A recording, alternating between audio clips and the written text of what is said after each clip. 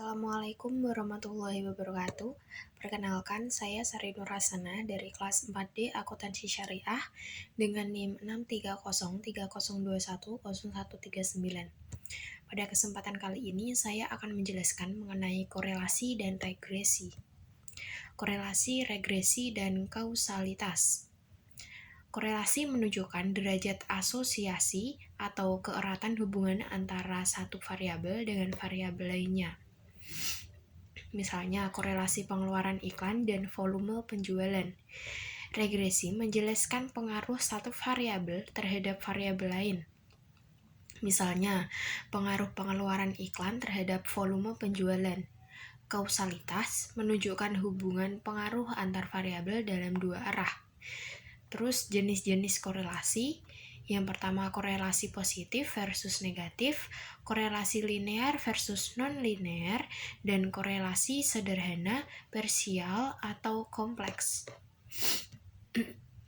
Terus korelasi positif versus negatif, di antaranya korelasi positif jika pergerakan dua variabel bergerak dalam arah yang sama, korelasi negatif jika pergerakan dua variabel bergerak dalam arah berlawanan. Korelasi linear versus non-linear. Korelasi linear jika perubahan absolut dua variabel menarik atau menurut dalam perubahan konstan. Terus korelasi tidak linear jika perubahan absolut satu variabel terhadap variabel lain tidak konstan. Terus korelasi sederhana, parsial, dan kompleks.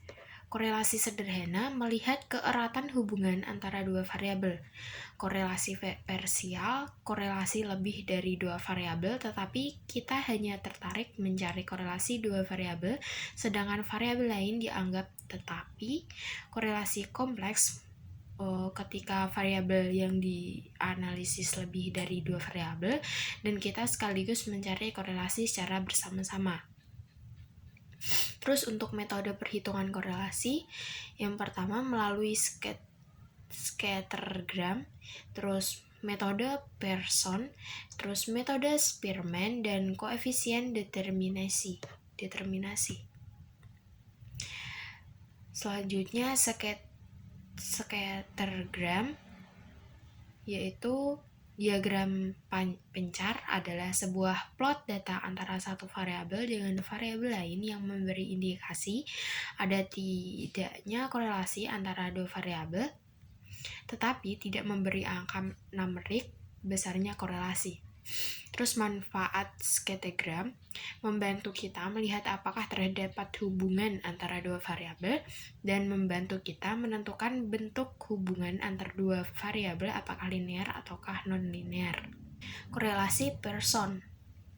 Korelasi Pearson ini digunakan untuk menghitung korelasi antara dua variabel yang diukur dalam bentuk interval atau skala rasio.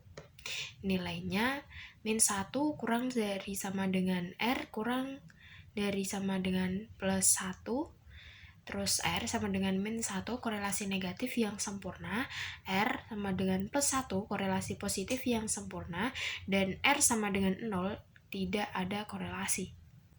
Selanjutnya uji hipotesis korelasi. Uji statistika mengikuti distribusi T dengan DF sama dengan N-2. Formula ujiannya bisa dilihat dalam rumus.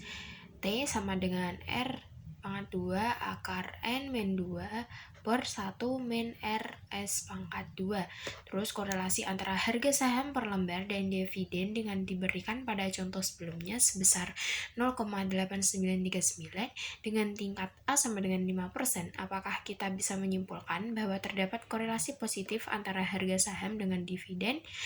Prosedur uji signifikansi korelasi. H0 sama dengan R min 0 dan HA sama dengan R lebih besar dari 0.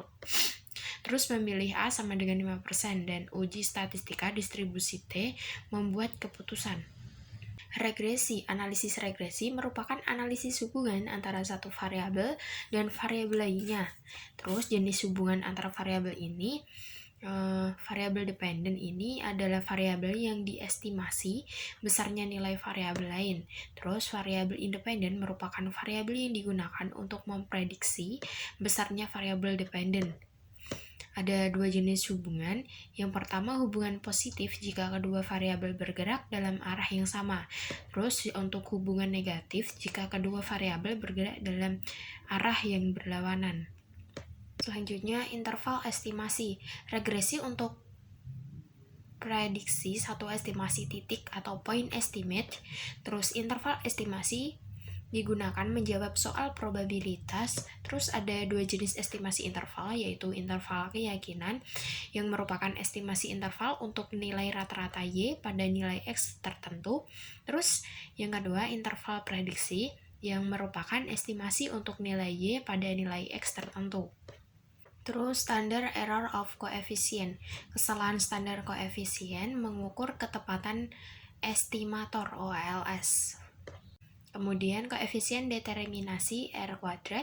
Ukuran kebaikan garis regresi ini disebut dengan koefisien determinasi yang mengukur persentase total variasi Y yang dijelaskan oleh variabel independen X. Sekian yang dapat saya sampaikan, kurang lebihnya mohon maaf. Wassalamualaikum warahmatullahi wabarakatuh.